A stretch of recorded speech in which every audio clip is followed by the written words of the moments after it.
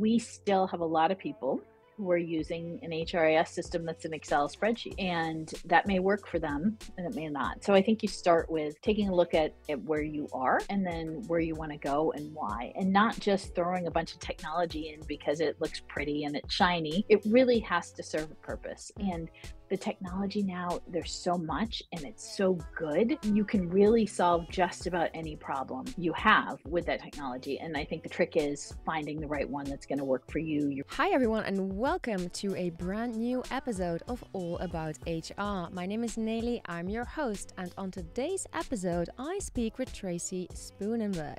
Tracie is the Chief People Officer at the Granite Group, but she's also a founding member of Hacking HR, a co-founder of Disrupt HR, and co-founder of HR Rebooted, and I could continue like this for a little while longer, I believe. Now, Tracie and we are going to talk about moving from paper-based or paper-first HR to people-first HR. I'm super excited to hear a lot more about that, but before we start, as always, don't forget to subscribe to our channel, hit the notification bell, and share this episode.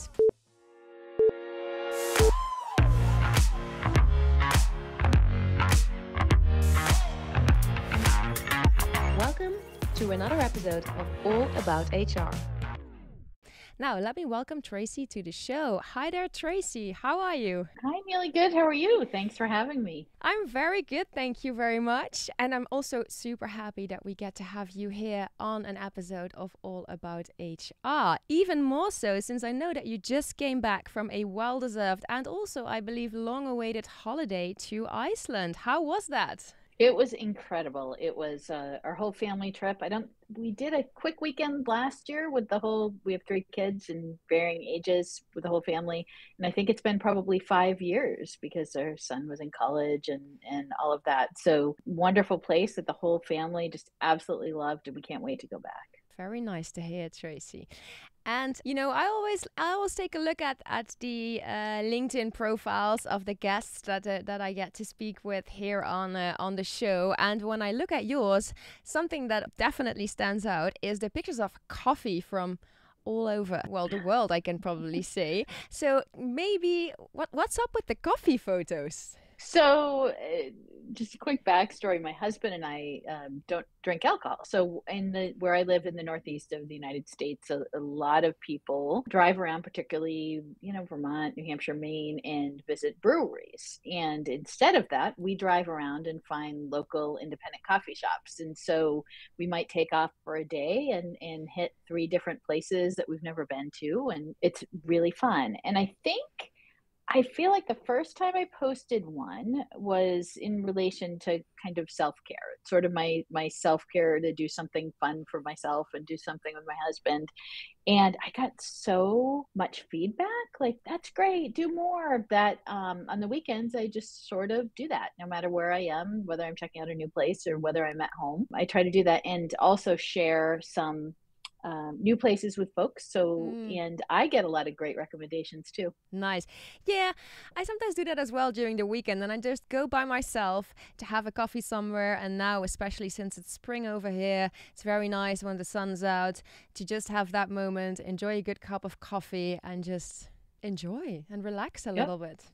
Nice one. I like it. Yeah, Tracie, before we really start talking about today's topic, perhaps you'd like to tell us a little bit more also about the work that you do at the Granite Group and maybe also one of the other associations or Sure. that you're, yeah? Sure. Yeah, I'm the Chief People Officer for the Granite Group. So that's my day job, and I'm lucky to do some side things, but we're a plumbing, heating, cooling, water, and energy supply distributor based in the Northeast. We've got over 700 people, over 50 locations. And so I'm responsible for what we now call our people team and the people in our company. And we morphed over the last few years from an HR team.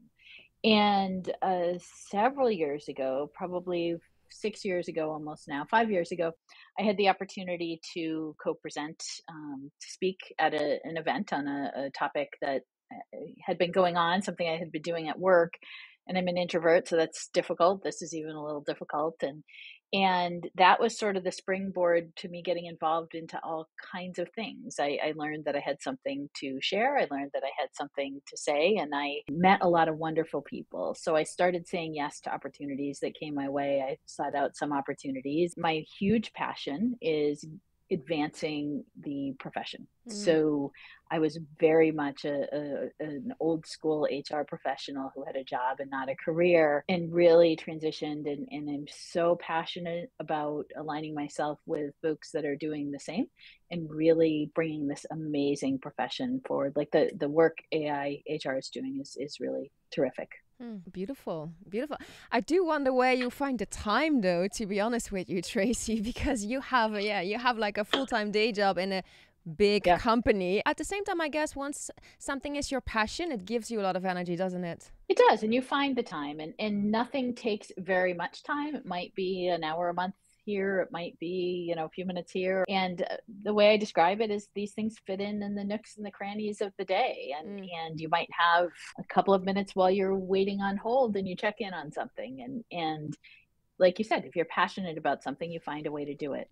Yes, and I also think that this is a very nice bridge to our topic of today, because you just mentioned you're passionate about, helping to bring the HR profession forward and help it advance a little bit. Now, when we talk about moving from paper first to people first, that's obviously also helping to advance the profession. So yes, I know that you recently gave a webinar about this topic. I think it was for SHRM.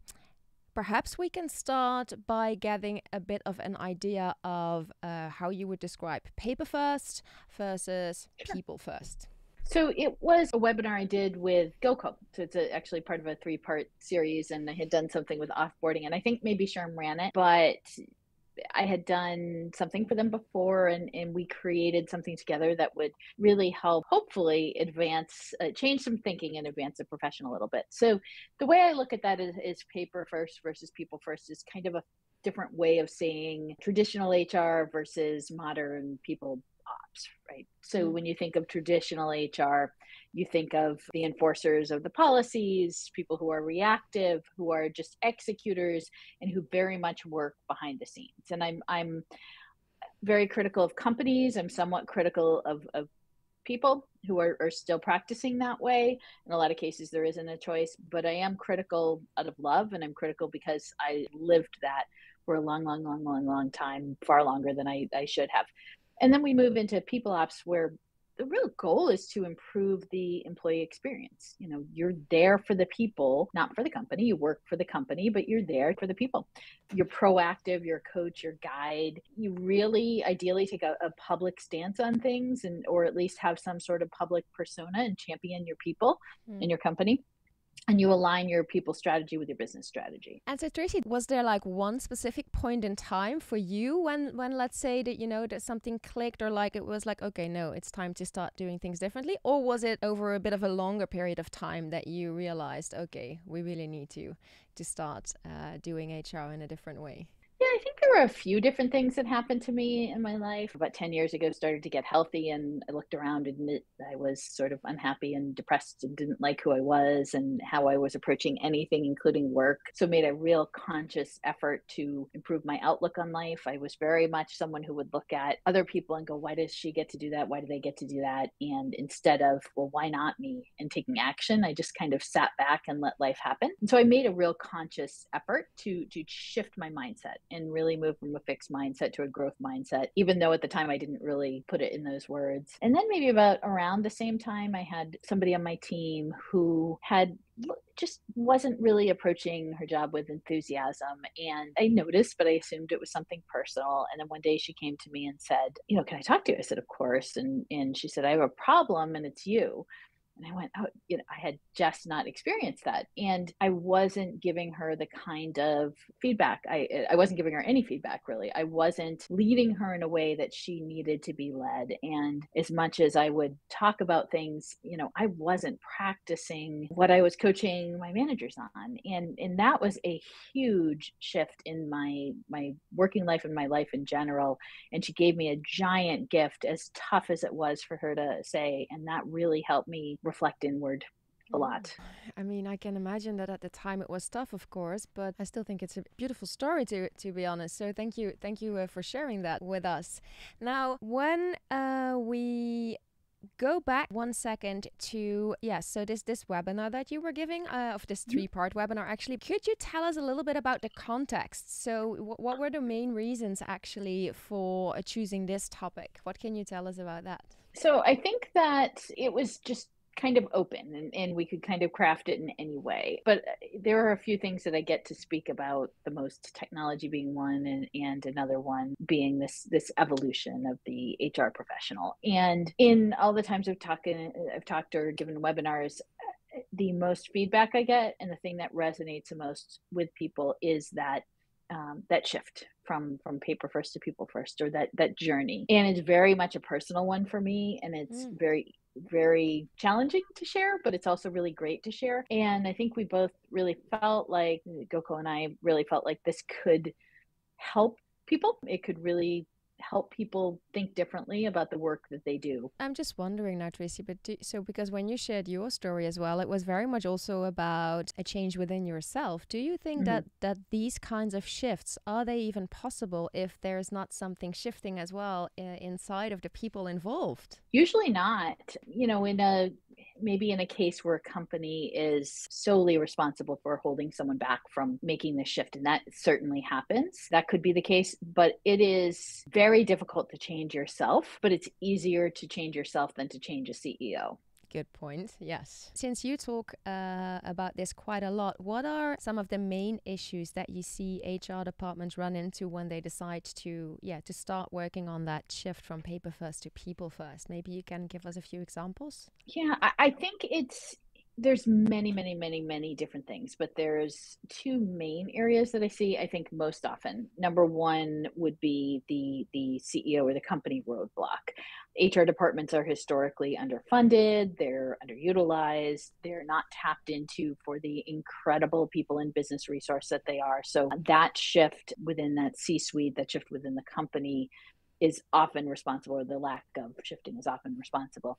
And then I think it's the HR departments themselves. And I've talked to a lot of folks who don't want to change, who are just happy the way they are. And if they're happy the way they are, and that's the way the company's practicing HR, then nothing's going to shift there. So it is certainly not everyone. And there's certainly a lot of wonderful people out there doing incredible work. And there's a lot of people who are roadblocked by their company, but sometimes we are the barrier. And I know I was the barrier for a long time.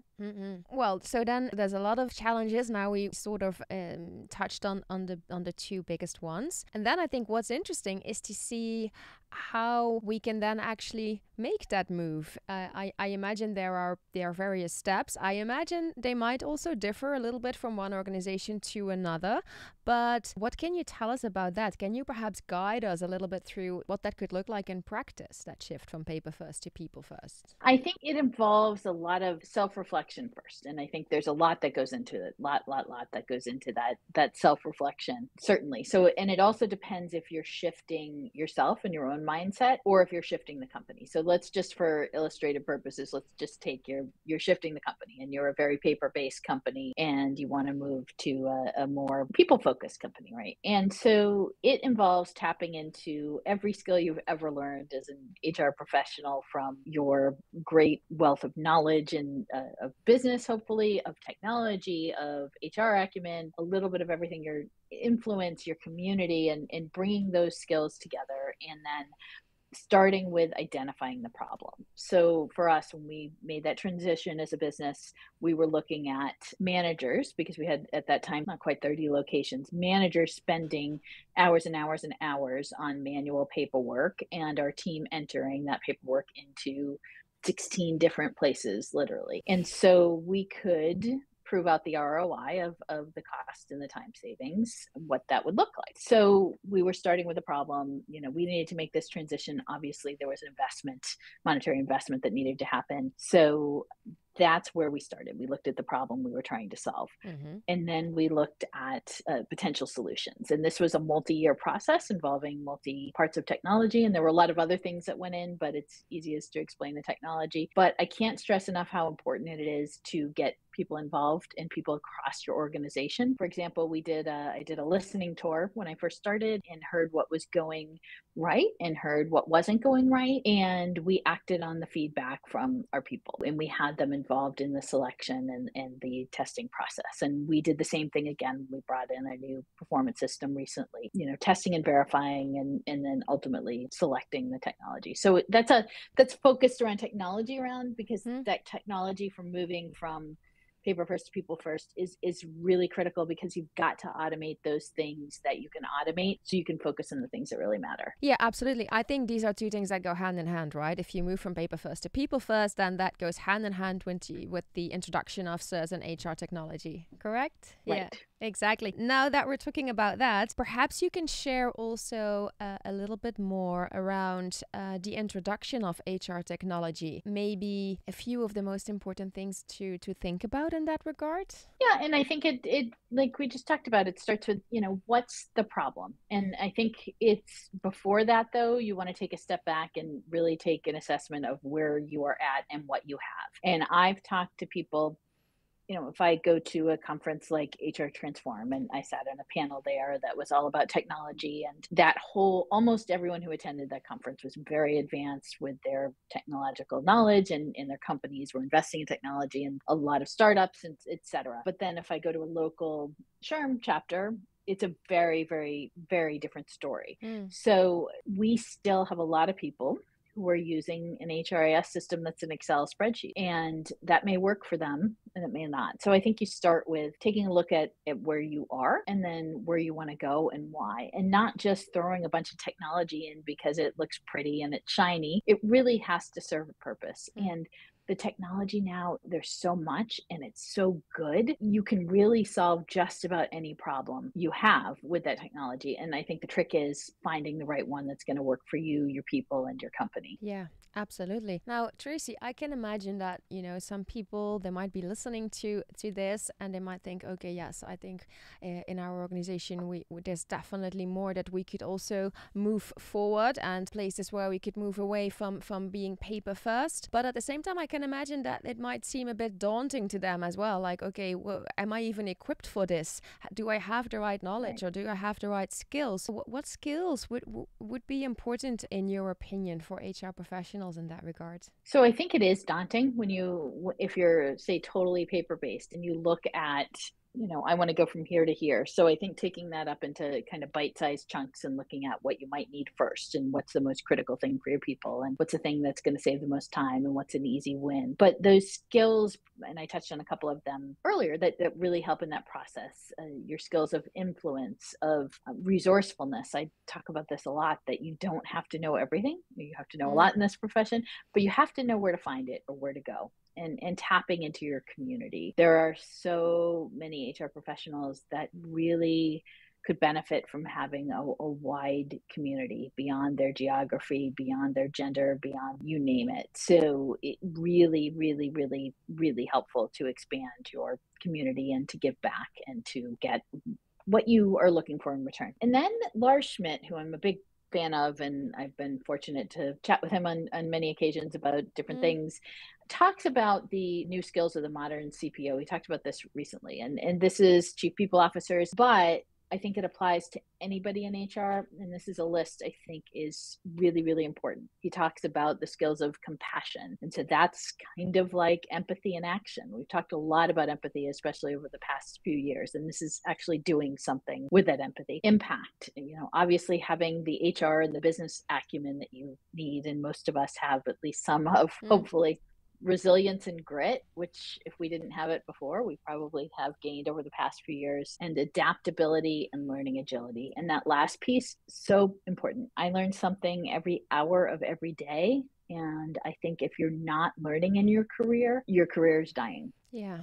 It's funny actually to hear you mention Lars. Yeah, Lars, we've also been lucky enough to speak to Lars for the podcast. I Mhm. was during season 1, and he also spoke about some of these important skills as well for CPOs for the next generation, as he calls it, I believe it. So it's very nice to hear Yeah. you mention those. And we totally agree here, by the way, at the Academy to Innovate HR, because we see the same things. So that's always nice. Tracie, I am still curious though, and maybe for those people who are listening now and they're thinking, okay, yeah, that's all good and well. Definitely, from an organizational perspective, we now have heard you talk about how we can make that shift.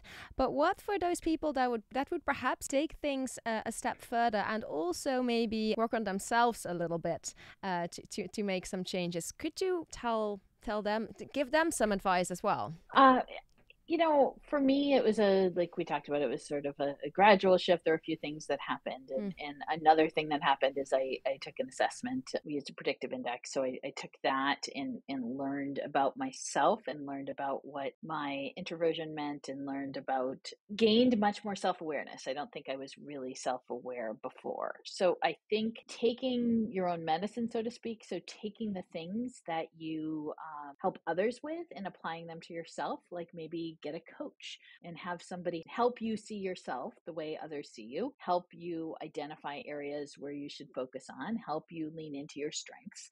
I think that's really, really, really, really helpful. And I've done that through coaching also, but also through community too. And then surrounding yourself with people who fill in your gaps. So, and that's not just on your team. If you have a team, you can certainly do this if you're a solo practitioner. I was for almost half my career. And, you have people in your network that make up your personal board of directors or your whatever you want to call that, who help you in areas where you need some strength. Thank you for that. Now, if we continue our road towards a more people first HR, then I think that the last phase that we'll touch on in today's conversation anyway is, I can imagine people listening to this thinking, cool, we have now digitalized certain parts of what we were doing. Fantastic. Now that means we have a little bit more time on our hands to focus more on the people in our organization. Where have you seen people teams focus on once they reduce the time that they spend on paper-based tasks? I think that would be my first question. And then as a follow-up, and Yeah. how did they go about that?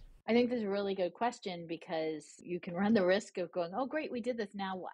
Right. And I think, first of all, getting there is enormously difficult because I see this time and time again. You want to automate the things that you can automate so you can get to these things that are really important, but that takes time and effort and education and learning.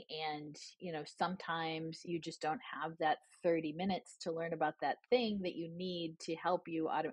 So it's a never ending, really vicious cycle that I think trips up a lot of people. But what do you do then? So what do you do once you automate it and you have the time? I think that's a luxury that few can afford, but any time that you have, live and breathe the employee experience. And that looks like different things to different people. To us at the Granite Group, it looks like creating an individual and personalized people experience for every single one of our team members. And that involves performance management, that involves learning and development, that involves coaching, that involves wellness, that involves different things that somebody can take and create their own experience with the programs that we're creating alongside them. And that co-designing aspect is really, really, really important. So for me, I think that's where the time is best spent.